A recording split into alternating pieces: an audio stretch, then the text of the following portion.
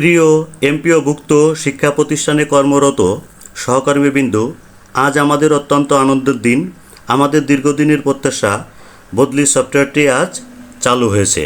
চলুন দেখে নেই কীভাবে সহজেই সফটওয়্যারে তথ্য ইনপুট করা যায়। কম্পিউটারে থাকা যে কোনো একটি ব্রাউজারে প্রবেশ করব। এরপরে আমাদের যে লিঙ্ক angttdsac.teletalk.com লগ ইন করব। এই যে আমাদের সামনে বদলির সফটওয়্যারটি এসে পড়ল। এরপরে আমরা এই যে ইউজার নেম, এখানে ইউজার নেমের জায়গায় হবে ইন নাম্বার প্রথমে, এরপরে হচ্ছে আন্ডারস্কোর। অনেকে এই ভুলটা করে যে আন্ডারস্কোরের জায়গায় ড্যাশ দিয়ে দেয়, তখন কিন্তু ইউজার নেম ভুল দেখাবে। এরপরে পাসওয়ার্ডটি এই যে আমি আগেই সেভ করে রেখেছিলাম, এটা প্রতিষ্ঠান প্রধানের কাছে আছে, সেখান থেকে আমরা নিয়ে রাখবেন। আপনারা যেখানে মনে করে দিয়ে রাখলে বারবার আর পাসওয়ার্ড দিতে হবে না। যাই হোক, এরপরে আপনারা এই যে প্রবেশ করুন। প্রবেশ করে আপনাদের এই প্রতিষ্ঠানের ড্যাশবোর্ডে ঢুকে পড়লেন। এই যে সব তথ্যগুলো আছে, ড্যাশবোর্ড, শিক্ষা প্রতিষ্ঠানের তথ্য, পদ ও শূন্যপদ, শিক্ষক কর্মচারীর তথ্য, স্বামী স্ত্রীর নিজ জেলা উপজেলা তথ্য যাচাই, বদলিকৃত শিক্ষকের অবমুক্তি, নতুন কর্মস্থলে যোগদান, এই সবগুলো তথ্যই ধাপে ধাপে পূরণ করা হবে। কিন্তু আপাতত প্রতিষ্ঠানের তথ্য ইনপুট করার জন্য শিক্ষা প্রতিষ্ঠানের তথ্য, পদ ও শূন্যপদ, শিক্ষককর্মীর তথ্য, এই তিনটে জায়গায় কাজ করতে হবে। এই তিনটে জায়গায় কাজ করলেই এই যে তথ্য যাচাই এবং স্বামী স্ত্রীর যে নিজ জেলা উপজেলা, এই তথ্যগুলো আসবে। তো আমরা এখন শিক্ষা প্রতিষ্ঠানের তথ্য দেখব। এই যে শিক্ষা প্রতিষ্ঠানের তথ্য, আমরা শিক্ষা প্রতিষ্ঠানের যে মৌলিক তথ্য আছে সেখানে প্রবেশ করলাম। এখানে দেখেন কি কি আছে। এখানে তো এই যে এটা আমাদের ধরন মাধ্যমিক বিদ্যালয় অটো সিস্টেমে আসছে, বিয়োগের ইন নাম্বার সব কিছুই আসছে, কিন্তু যেগুলো নাই সেগুলো দিতে হবে। বৃত্তি বা ভোকেশনাল ট্রেড চালু আছে কিনা, যদি চালু থাকে তাহলে হ্যাঁ দিবেন, না থাকলে না। আবার সরকার প্রদত্ত কম্পিউটার ল্যাব আছে নাকি, এটা গুরুত্বপূর্ণ। এটা যদি না দেন বা আপনার আছে কিন্তু দেন নাই, দেন নাই, তখন কিন্তু যেমন শেখ যে পাওয়া যায়, তখন আপনি পরবর্তী। তারপরে আমাদের আছে, আমি হ্যাঁ দিলাম। এই যে সহশিক্ষা, আমাদের সহশিক্ষা অনেকের বালক বালিকা তারা ওইভাবে দিবেন। শহর মফস্বল, আমাদের মফস্বল গ্রাম, সেখানে দিলাম। এরপরে দেখেন অনুমোদিত শাখা শিক্ষক, এটা কিন্তু অনেক গুরুত্বপূর্ণ। এখানে প্যাটার্নের বাইরে অতিরিক্ত শ্রেণী শাখা থাকে, প্রতিজন অতিরিক্ত শ্রেণী সুবিধা আছে। ইচ্ছা করলে যে প্রতিষ্ঠানের প্রয়োজনে, যেমন ইংরেজি বা গণিত বিষয়ে শিক্ষকও থাকতে পারে। অনুমোদন লাগবে অবশ্যই। অনুমোদন যদি থাকে তাহলে তো দিবেন। যেমন আমাদের অনুমোদন আছে 6টা, আমি 6 জনের দিলাম। এই যে শিফট দেখেন ডবল সিঙ্গেল, আমাদের সিঙ্গেল। এরপরে প্রাপ্যতা সাপেক্ষে বিষয়, যেমন অনেকে হিন্দু ধর্ম, কমপক্ষে এখন 30 জন নিয়ম করেছে, 30 জন থাকলে হিন্দু ধর্ম আপনি দিতে পারবেন। কৃষি কারস্থ এগুলো তো আছেই। আর যদি শুধু এখন কৃষি কারস্থে ছেলে মেয়ে সবাই নিতে পারে, কৃষি ছেলেরা মেয়েরা সবাই নিতে পারে, কিন্তু কারস্থটা শুধু হয়তো মেয়েদের জন্য। তো যাই হোক, যে সব স্কুলে আছে এই তথ্যগুলো দিবেন। এরপরে প্রাপ্যতা সাপেক্ষে বিভাগ যখন নতুন, ওর আগে এখন সব বিভাগই থাকে। আগে করতে হতো, পরে মানবিক বিজ্ঞান, ব্যবসা শিক্ষা সব অনুমোদন সাপেক্ষে পাওয়া যেত। যাই হোক, এখন সবই আছে। আমি এই সবগুলো তথ্য দিয়ে দিলাম। দিয়ে এই যে ডকুমেন্ট সংযুক্তি করতে হবে, ডকুমেন্ট সংযুক্তি, এই যে ডকুমেন্ট সাইজ 10 MB হতে হবে এবং শুধুমাত্র ছবি, ইমেজ অথবা PDF ফাইল আপলোড করুন।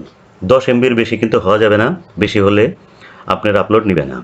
এমপিও শিট, এখানে আপনাদের সর্বশেষ এমপিও শিট যেটা, সেটা আপলোড করতে হবে, PDF অথবা JPG।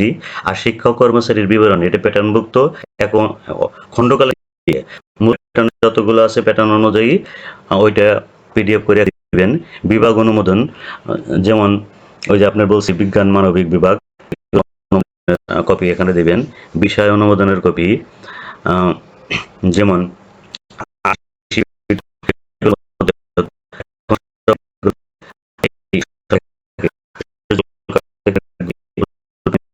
হচ্ছে শিক্ষার্থীদের টট লিস্ট। এটা হচ্ছে আপনার যে রেজিস্ট্রেশন করা হয়, রেজিস্ট্রেশনের ষষ্ঠ শ্রেণীতে, শ্রেণীতে, নবম শ্রেণীতে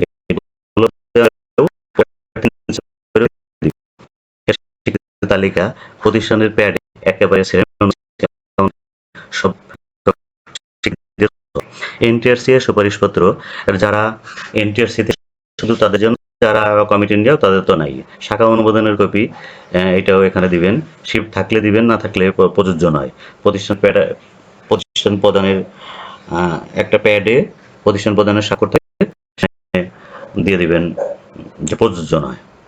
এরপরে ট্রেড কোর্স অনুমোদনের কপিও থাকলে দিবেন, না থাকলে প্রযোজ্য নয়। সরকার কর্তৃক কম্পিউটার ল্যাব স্থাপনের চিঠি, এটাও থাকলে দিবেন, না থাকলে নাই। অনেকের আছে, অনেকের নাই। এগুলো আপলোড দিয়ে এই যে তথ্য আপলোড করুন। এইভাবে এখানে ক্লিক করলেই হয়ে যাবে। এরপরে দেখেন পদ ও পদ শূন্য। এখানে দেখেন আমাদের এই যে পদের ধরন, এটা হচ্ছে দুইটি আছে পদের ধরন, প্যাটার্নভুক্ত পদ আর হলো অতিরিক্ত। যাদের অতিরিক্ত শ্রেণী শিক্ষা আছে আগে প্যাটার্নভুক্ত পূরণ করে নেবেন। যেভাবে হোক আপনি এইটা বিষয়টা রাখবেন যে প্যাটার্নভুক্ত আগে অবশ্যই পূরণ করবেন, এরপরে অতিরিক্তটা দিবেন। এরপরে ক্যাটাগরি, এই যে প্রশাসনিক শিক্ষক তৃতীয় চতুর্থ, এই যে প্রশাসনিক যেমন প্রধান শিক্ষক হাই স্কুলগুলোতে আছে, জুনিয়র স্কুলে নাই। এর কলেজগুলোতেও বিভিন্ন অধ্যক্ষ উপাধ্যক্ষ এই পদগুলো হচ্ছে প্রশাসনিক পদ, বাকিগুলো হচ্ছে আপনার এই যে সহকারী, ওইখানে প্রভাষক বা থাকতে পারে কলেজে, যেগুলো আছে সেগুলো দিবেন। এরপরে বিষয়, প্রধান শিক্ষকের ক্ষেত্রে প্রশাসনিক পদের বিষয় নাই। কর্মরত যদি থাকে তাইলে 1, আর যদি না থাকে তাহলে কি দিতে হবে? তাহলে দিতে হবে 0। তো আমাদের কর্মরত আছে, আমি এখানে কর্মরত 1 দিলাম। এরপরে তালিকায় যুক্ত করলাম। এই যে একটি দিক আছে, এই তথ্যটি ইতিমধ্যে তালিকায় যুক্ত হয়েছে। অর্থাৎ এইভাবে যুক্ত করে করে তালিকায় এক এক করে চাপ দিলে আমি কয়েকটা পূরণ করেছি, এই জন্য এটা তালিকায় যুক্ত হয়ে রয়েছে। তো আপনারা একইভাবে দিবেন, তবে একই বিষয়ে একাধিক, যেমন ওই সহকারী শিক্ষকদের ক্ষেত্রে একই বিষয়ে একাধিক, যেমন বাংলায় আপনি 2 জন দিবেন, তা কিন্তু এখানে ইনপুট নিবে না।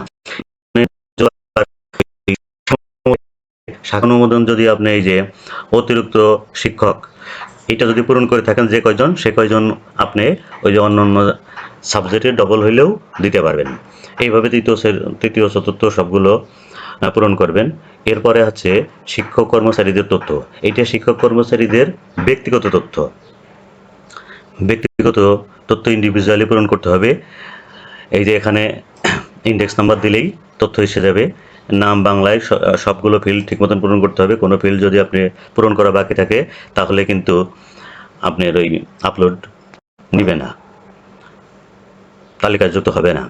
এই যে এটা প্রথমে বিভক্ত তারিখ, চাকরিতে যোগদানের তারিখ, বর্তমান প্রতিষ্ঠানে যোগদানের তারিখ, তারপরে এই যে বিষয়ে আপনি বদলে হবেন, যারা এই যে চাকরির শর্ত অনুযায়ী, নীতিমালা অনুযায়ী হ্যাঁ বা না দিবেন। এইটাও স্বামী স্ত্রীর নিজ জেলা কর্মস্থান হলে হ্যাঁ বা না দিবেন, এরপরে তালিকায় যুক্ত করবেন।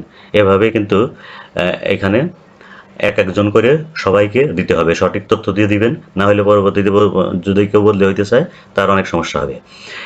এইগুলো এক এক করে সবার তথ্যই পূরণ করতে হবে। সব ডকুমেন্টগুলো সবার কাছে আগে থেকেই রাখতে হবে। এরপরে দেখেন স্বামী স্ত্রীর এই যে তথ্যগুলো আছে সংরক্ষিত তালিকা দেখুন, অর্থাৎ ইন্ডিভিজুয়ালি যখন আমরা পূরণ করেছি সেই তালিকা থেকেই এখানে চলে আসবে। সবগুলো তথ্য পূরণ করার পরে এই যে তথ্য যাচাই বিষয়টি, এখানে আপনি দেখবেন যে আপনার কোনো ভুল ভ্রান্তি আছে কিনা, তাহলে আবার ঠিক করতে পারবেন। এটা এক নজরে দেখা যায় আর কি। তো এরপরে দেখেন কি আছে, বদলি শিক্ষকের অবমুক্তি। এটা এখনো শুরু হয় না, এটা মাউসির কাজ কর্তৃপক্ষ কর্তৃক, এটা আমাদের প্রতিষ্ঠানের কোনো কাজ না। আর নতুন কর্মস্থলে যোগদান, এটাও পরবর্তী কার্যক্রম। আপাতত এই কার্যক্রমগুলো শুরু হয় নাই, এখন শুরু হয়েছে শুধু আপনার পূরণের কাজ। তো সবাই ভালো থাকবেন।